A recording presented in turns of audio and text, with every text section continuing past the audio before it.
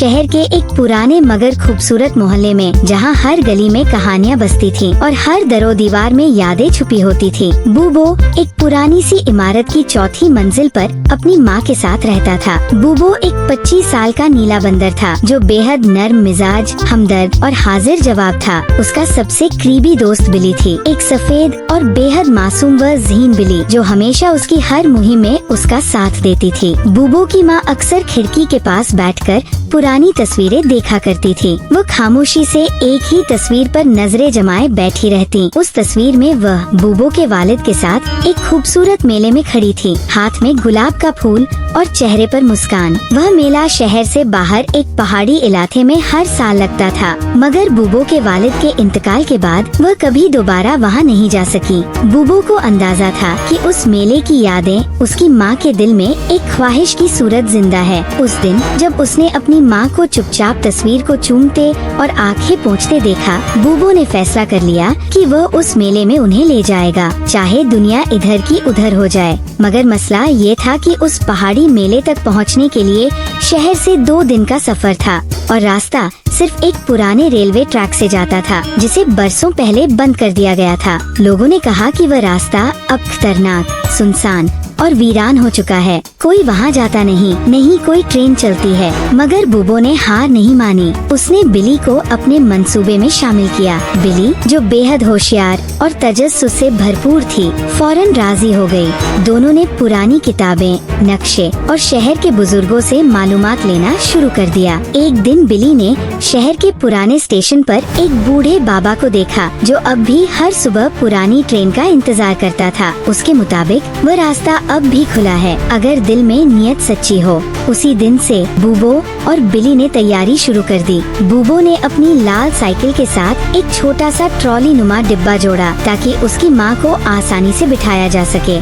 बिली ने रास्ते में काम आने वाला हर औजार जमा किया, कंपास, पुरानी रस्सी, नक्शा और एक खिलौना रेडियो। शहर वालों को जब पता चला कि बूबो अपनी माँ को मेले में ले जाने की तैयारी कर रहा है, तो सबने मजाक उड़ाया। मेला, वो भी उस सुनसान पहाड़ों में, क्या पागलपन है। मगर बूबो ने किसी की न सुनी। जैसे ही अगली सुबह सूरज निकला, बूबो ने अपनी माँ को आहिस्ता से जगाया। चले अम्मी, मेला आपका इंतजार कर रहा है। बिली ने पीछे खड़े होकर सर हिलाया। बूबो की माँ हैरानी से कुछ बोल भी न सकी, मगर उनकी आंखों से खुशी छलक रही थी। यूं तीनों ने सफर का आगाज किया। बूबो अपनी लाल साइकिल पर, बिली उसके साथ छलांगे मारती हुई और माँ पीछे ट्रॉली में बैठी। रास्ते में उन्हें कई चैलेंज का सामना करना पड़ा। पुराने पुल, बंद रेलवे क्रॉसिंग, जंगली कुत्ते और सबसे मुश्किल, एक टूटा हुआ रेलवे पुल जो गहरी खाई के ऊपर मुअल्लक था। यहाँ बिली की अकल काम आई। उसने पुरानी लकड़ियाँ, रस्सी और पहिए इस्तेमाल करके एक आरजी पुल बनाया। फिर अपनी माँ को बहुत एहतियात से ले गया। दिल तेज धड़क रहा था, मगर नियत सच्ची थी। जब वे पहाड़ी इलाके में पहुँचे, तो हवा में मेले की हल्की सी मौसीकी सुनाई दी। ये वही मौसीकी थी जो उस पुरानी तस्वीर के बैकग्राउंड में थी। बूबो की माँ की आंखें नम हो गईं। वो बरसों बाद उस लम्हे में वापस आ गई थी। मगर मेला पहले जैसा न था। वहाँ बहुत कम लोग थे, रंगो रौनक मध्यम पड़ चुकी थी और जगह जगह कचरा और खामोशी। मालूम हुआ कि मेला बंद होने के करीब है, क्योंकि लोग अब शहर की चमक दमक में दिलचस्पी रखते हैं, रवायतों में नहीं। यहाँ बूबो और बिली ने कुछ ऐसा किया जो इस कहानी को हमेशा के लिए बदल गया। उन्होंने अपने सफर की दास्तान वहीं मौजूद चंद लोगों को सुनाई। बूबो ने अपनी माँ के लिए गुलाब का फूल खरीदा। बिली ने बच्चों के साथ मिलकर मौसीकी बजाना शुरू की और वहाँ मौजूद हर शख्स ने अपनी यादें ताज़ा करते हुए मेले को जिंदा करने में हिस्सा लिया। पहली बार बरसों बाद उस शाम मेला रोशन हो गया। मकामी फनकार, छोटे दुकानदार और बच्चे सबने मिलकर मेले को दोबारा वो रंग दे दिया जो उसकी पहचान था। बूबो की माँ खामोशी से खड़ी, वही पुराना गुलाब थामे खुशी से मुस्कुरा रही थी। शहर वापस आकर बूबो और बिली को मोहल्ले वालों की नजरें बदलती महसूस हुई। वही लोग जो उन्हें पागल कहते थे, अब दाद दे रहे थे। हर शख्स जान चुका था कि बाज ख्वाब चाहे मुश्किल हो, उन्हें पूरा करना ही असली कामयाबी है। मगर कहानी यहाँ खत्म नहीं हुई। अगले दिन जब बूबो ने एक गरीब बच्चे को चुपचाप कचरे में से खाना ढूंढते देखा, उसकी आँखों में वही चमक आई जो उस दिन माँ के चेहरे पर थी। बली ने फौरन उसकी तरफ देखा, जैसे वो समझ गई हो एक नया सफर शुरू होने वाला है। उस रात बूबो ने बली से कहा, हमने मेले को जिंदा किया, अब हमें उन लोगों की जिंदगियों में भी रंग भरना है जो खामोशी से जीते हैं लेकिन अंदर से टूटे हुए हैं। बली ने फौरन मंसूबाबंदी शुरू कर दी। उसने शहर की गलियों, छोटे महलों और गुमनाम झोंपड़ियों की फहरिस्त बनानी शुरू की, जहाँ गुर्बत, भूख और महरूमी राज करती थी। बूबो ने पुराने कपड़ों, खिलौनों और खाने के डब्बों का बंदोबस्त किया। उन दोनों ने शहर के बच्चों को शामिल किया और नेकी की ट्राली नामी एक छोटा सा कारवां शुरू किया। बूबो की सुरख साइकिल अब सिर्फ सवारी का जरिया न रही, बल्कि नेकी, मोहब्बत और खिदमत की अलामत बन गई। बली ने उस पर एक छोटा सा झंडा लगाया जिस पर लिखा था, दिल से दो, दिल तक पहुँचेगा। ये ट्राली रोज सुबह शहर की गलियों में निकलती, कभी किसी बूढ़े को दवा देती,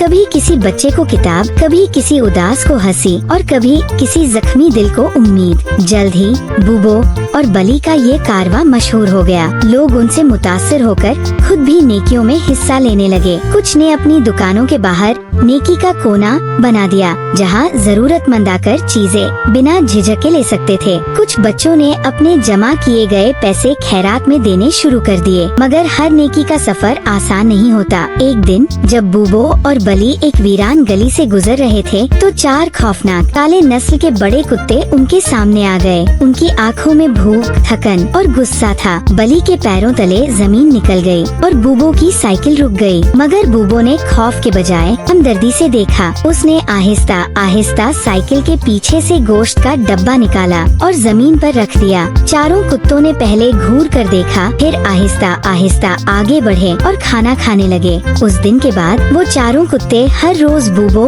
और बली के साथ चलने लगे, उनके मुहाफिज बनकर। अब नेकी की ट्राली के आगे पीछे 4 काले कुत्ते भी होते, जैसे ये कारवां अब एक खानदान बन चुका हो। कुछ दिनों बाद बूबो और बली को शहर के एक ऐसे हिस्से में जाने का मौका मिला जहाँ लोग किसी पर एतबार ही न करते थे। वहाँ के बच्चों ने कभी स्कूल नहीं देखा, बड़ों ने कभी हंसी नहीं सुनी। बूबो ने बली से कहा, हमें यहाँ कुछ खास करना होगा, सिर्फ खाने या कपड़ों से बात नहीं बनेगी। और तब शुरू हुआ उनका सबसे बड़ा मंसूबा, मोहब्बत की गली। ये एक छोटा सा मरकज था जो बूबो ने एक पुरानी बस को तब्दील करके बनाया। उसमें छोटी लाइब्रेरी, रंग बिरंगी पेंटिंग्स, कहानियों के कॉर्नर और एक छोटा सा स्टेज था जहाँ हर बच्चा अपना हुनर दिखा सकता था। बली ने बटन से चलने वाला छोटा थिएटर बनाया जहाँ बूबो की साइकिल के पहिए से बिजली बनती थी। हर शाम वहाँ बच्चों की हंसी गूंजती, नौजवान ख्वाब देखते और बुजुर्ग अपनी बातें बांटते। मोहब्बत की गली